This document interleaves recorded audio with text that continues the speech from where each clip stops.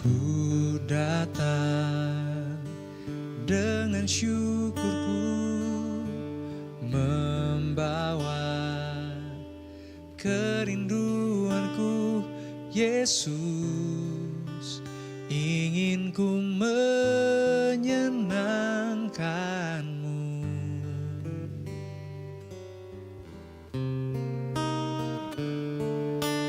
Karya-Mu indah bagiku, kasih yang menyelamatkanku.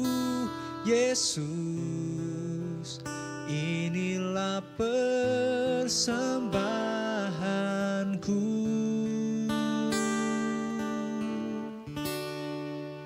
Ku membawa hatiku, hanya Engkau di hidupku.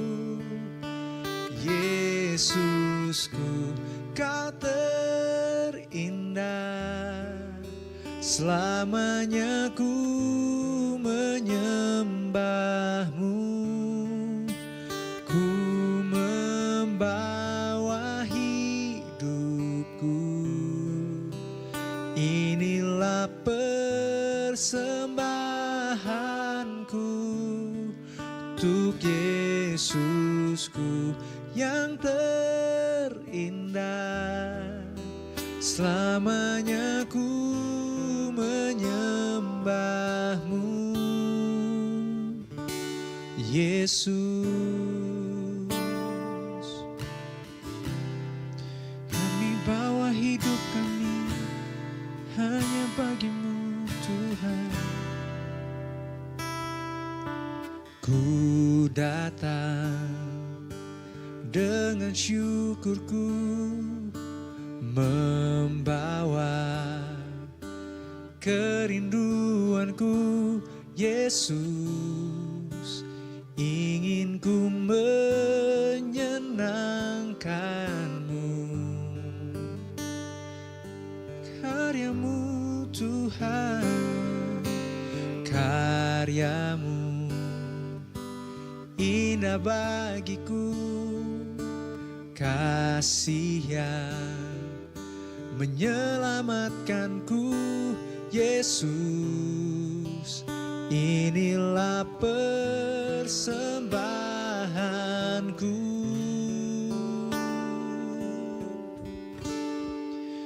Ku membawa hatiku, hanya Engkau di hidupku. Yesusku, Kau terindah, selamanya ku menyembah-Mu. Ku membawa hidupku, inilah persembahanku untuk Yesusku yang terindah, selamanya ku menyembah-Mu. Yesus, bawaku erat di hadirat-Mu.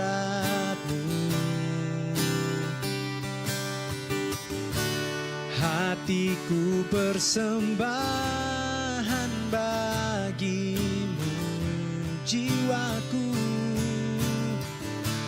Jiwaku tenang di hadirat-Mu.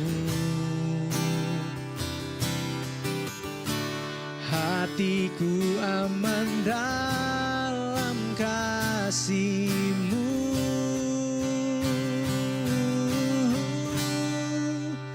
Ku membawa hatiku, hanya Engkau di hidupku. Yesusku, Kau terindah, selamanya ku menyembahmu. Ku membawa hatiku, hanya Engkau di hidupku. Yesusku, Kau terindah, selamanya ku menyembahmu. Ku membawa hidupku, dan inilah persembahanku untuk Yesusku yang terindah. Selamanya ku menyembahmu, Yesus.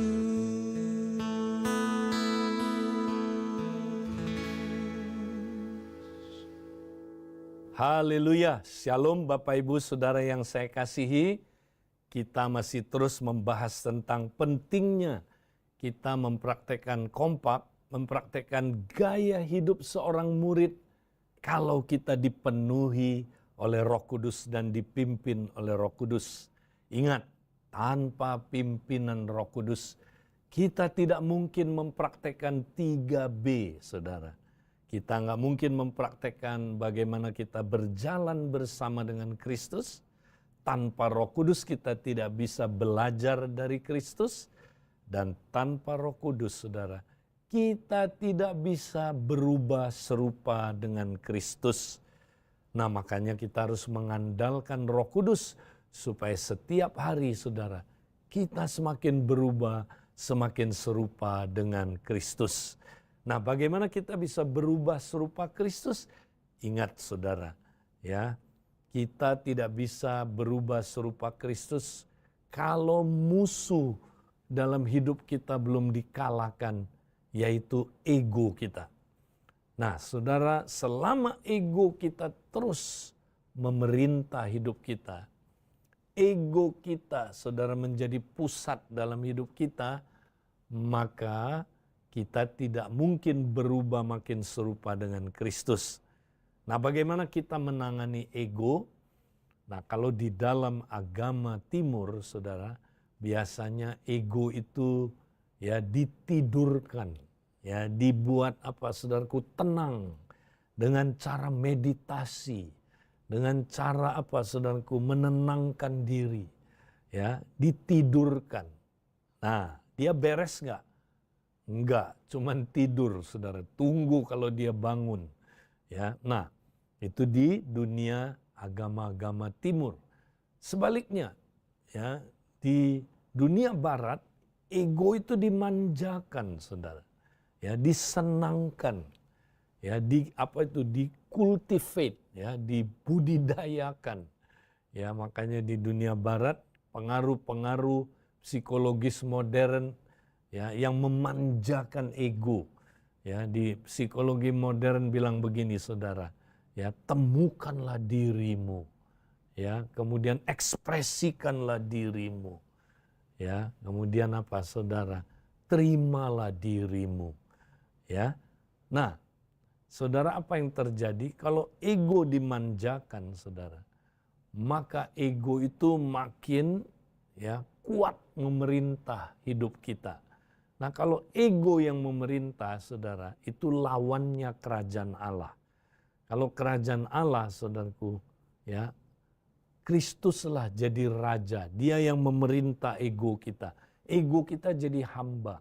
Ingat, saudaraku, ego kita itu, ya, kalau dia jadi hamba, dia hamba yang baik. Tapi kalau dia jadi tuan, wah, cilaka kita. Dia tuan yang jahat. Maka dia, saudaraku, akan membawa kita melakukan hal-hal yang jahat. Ya, Yakobus pasal 3 ayat 16 bilang, di mana ada iri hati dan mementingkan diri sendiri atau egois, di situ ada kekacauan dan segala macam kejahatan. Nah, lihat, saudara, kejahatan datangnya ketika kita mementingkan diri sendiri, ketika ego menjadi pusat, saudara. Ego kita menjadi bos. Jadi saudara, ketika ego kita jadi bos, kita akan saudara? Jatuh dalam berbagai kekacauan. Ya, bukan hanya kekacauan tapi kejahatan. Makanya kalau dua orang egois, saudara, tinggal sama-sama menikah, alangkah kacaunya, saudara. Makanya kacau. Ya. Kenapa? Pasti mereka saling melukai terus, saudara. Kalau dua orang yang egois, saudaraku, ya, tinggal sama-sama menikah, makanya segala macam bentuk kejahatan muncul, ya, saling melukai, saling menyakiti, saudara. Makanya ya di dunia barat sekarang orang lebih senang, saudara, menikah sama binatang atau sama robot. Karena robot udah diprogram, saudara. Ya, dia tidak egois. Ya, binatang juga kelihatannya, saudaraku, lebih tidak egois daripada manusia. Nah, saudara, ini akar dari dari problem-problem masalah yang ada dalam hidup manusia. Nah, bagaimana menanganinya? Ingat, di dunia timur tidak ada jawaban, saudara. Mereka hanya menidurkan si ego. Di dunia barat juga tidak ada jawaban. Mereka sebaliknya memanjakan ego.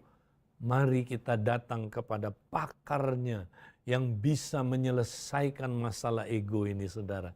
Tuhan Yesus. Kalau kita datang sama Tuhan Yesus, saudara, Tuhan Yesus selesaikan ego dengan apa?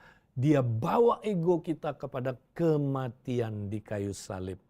Ya, ketika kita, saudaraku, bawa ego kita kepada Kristus, ego kita, ya saudaraku, mati di kayu salib. Apa yang terjadi, saudara?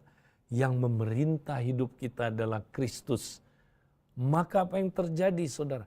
Kehidupan Kristuslah yang akan menjadi nyata dalam diri kita. Nah, inilah, saudaraku, yang harus kita praktekkan.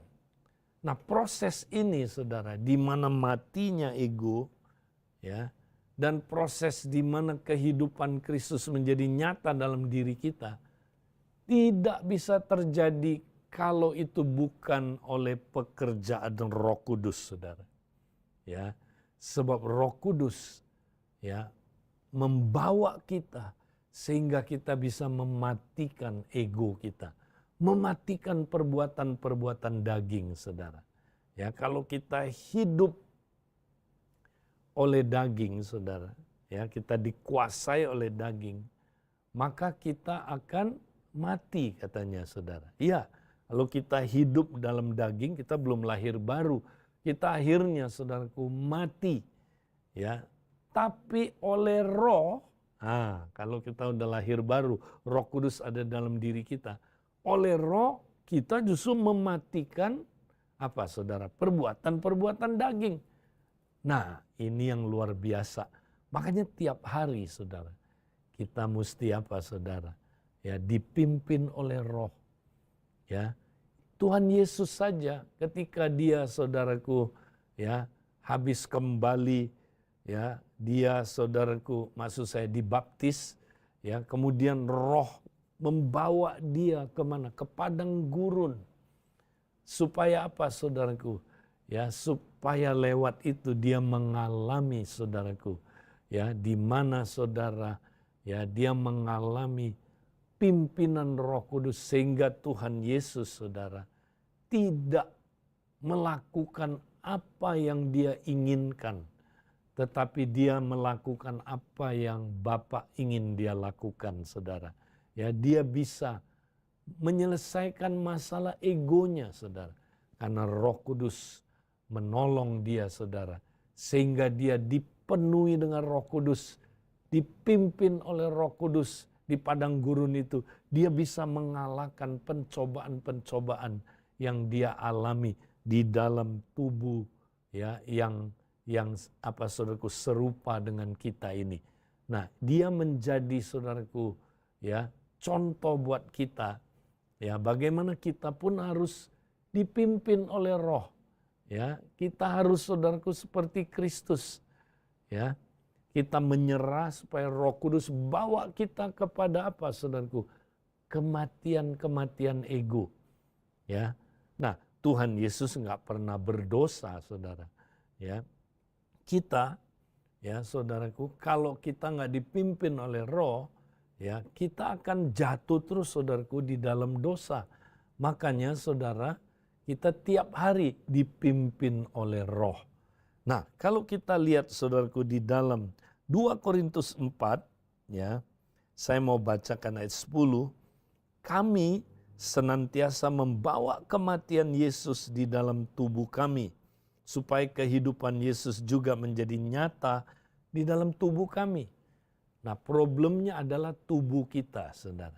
Tubuh kita ini ya seperti bejana tanah liat, saudara. Yang di dalamnya ada harta yang begitu berharga. Ada kehidupan Kristus yang mau, saudaraku, memancar keluar dari hidup kita. Tapi, saudara, kehidupan Kristus yang di dalam ini tidak bisa memancar kalau kita, saudara, ya masih tertutup ya oleh tubuh ini, ya di mana, saudara, ya kita punya ego tadi itu, saudara. Belum apa, saudaraku, seperti bejana tanah liat itu hancur. Ya, kalau ya bejana tanah liat itu hancur, saudara, maka kehidupan yang di dalam itu ya memancar keluar. Itu yang Paulus gambarkan dalam 2 Korintus 4 ini. Nah, supaya kita ya saudara egonya mati terus, maka kami senantiasa membawa kematian Yesus dalam tubuh kami. Ya, supaya kehidupan Yesus juga menjadi nyata di dalam tubuh kami. Ayat 11. Sebab kami yang masih hidup ini terus-menerus diserahkan kepada maut karena Yesus, supaya juga hidup Yesus menjadi nyata di dalam tubuh kami yang fana ini. Jadi, saudara, ya katanya Paulus, kami yang masih hidup ini terus-menerus diserahkan kepada maut karena Yesus. Wow. Nah, inilah program Tuhan buat kita semua, saudara. Tuhan mau ego kita, saudaraku, itu mati terus, saudaraku. Mengalami kematian-kematian. Ya.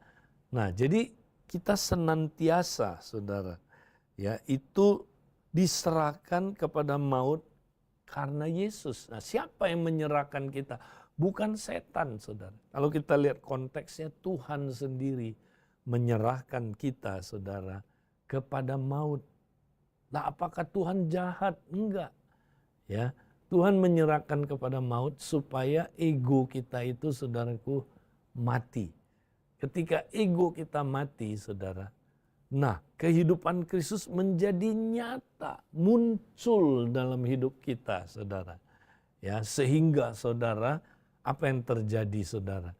Nampak kehidupan Kristus lewat tubuh kita ini. Nah, apa yang Tuhan kerjakan, saudara? Ya, nah lewat ya peristiwa-peristiwa dalam sehari-hari Tuhan bawa kita kepada kematian ego. Di dalam ayat 8 dibilang dalam segala hal kami ditindas. Nah, ditindas di sini, saudara, itu adalah penderitaan apa, saudaraku? Emosional. Ya, kita mungkin dibully, mungkin dihina, direndahkan, ya. Kita mau coba dibully, dilukai, saudaraku, ya. Nah, ini adalah cara Tuhan bawa kita kepada apa? Kematian ego, saudara. Nah, kalau kita tahu, oh ini rencana Tuhan, ya, lewat ini saya mati terhadap ego, maka nanti muncullah kehidupan Kristus di balik itu, saudara. Ya. Nah, kemudian kami habis akal. Apa itu habis akal? Ya, ini adalah, saudara, penderitaan mental. Ada hal-hal yang, saudara, Tuhan izinkan terjadi dalam hidup kita sampai kita kehabisan akal. Ya, kita bingung mau ngapain lagi, bingung. Nah, itu cara Tuhan, saudara, supaya kita bisa belajar mengandalkan Dia, bukan ego kita. Ya, nah, waktu itulah ego kita mengalami kematian sehingga kehidupan Kristus muncul. Ya, kami dianiaya. Wow, ini tekanan, ya, penderitaan sosial, saudara. Ya, mungkin kita dianiaya karena kebenaran, kita ditekan, dikucilkan, saudaraku, ya. Tapi kalau kita lihat ini sebagai cara Tuhan bawa kita kepada kematian ego, waktu kita, saudaraku, berespon benar, apa yang terjadi? Kehidupan Kristus menjadi nyata dalam tubuh kita, ya. Kemudian kita dihempaskan. Nah, ini penderitaan fisik, saudara. Paulus ketika melayani Tuhan, saudara, dia banyak mengalami penderitaan fisik. Ya, dia, saudara, ya, terkatung-katung di laut, ya, kelaparan, kedinginan, dirampok loh, bayangin, saudara. Ya, rasul dirampok. Ya, dia mengalami banyak, saudaraku, penderitaan badani. Tetapi ketika dia berespon dengan benar, dia tahu itu cara Tuhan bawa dia kepada kematian ego. Dan kehidupan Kristus menjadi nyata di dalam dia. Nah, saudara mungkin berpikir, aduh Pak Edi, itu kan rasul. Ya, kalau rasul ya wajarlah. Kan tanda rasul salah satunya adalah ya dia apa? Dia menderita. Nah, kan saya bukan rasul. Nah, tapi satu hari, saudara, saya baca ayat ini dan saya terkejut. Ternyata kita yang bukan rasul, kita juga, saudaraku, mengalami penderitaan-penderitaan seperti yang rasul-rasul alami. Coba saya bacakan buat saudara dalam Filipi 1 ayat 29.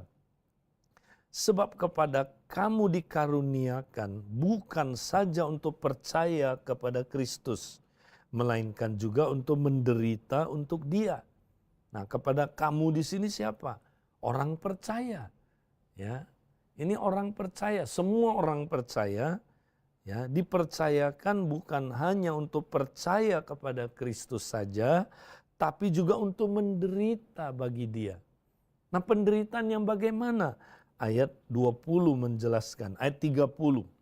Dalam pergumulan yang sama seperti yang dahulu kamu lihat padaku dan yang sekarang kamu dengar tentang aku. Ya, saudara, jadi saudara, ini Tuhan sampaikan ya kepada orang percaya. Orang percaya juga apa, saudaraku? Juga mengalami penderitaan seperti yang Paulus rasul-rasul alami. Ya, tentu tidak persis bentuk penderitaannya, saudara, tapi prinsipnya sama. Kita juga mengalami apa, saudara?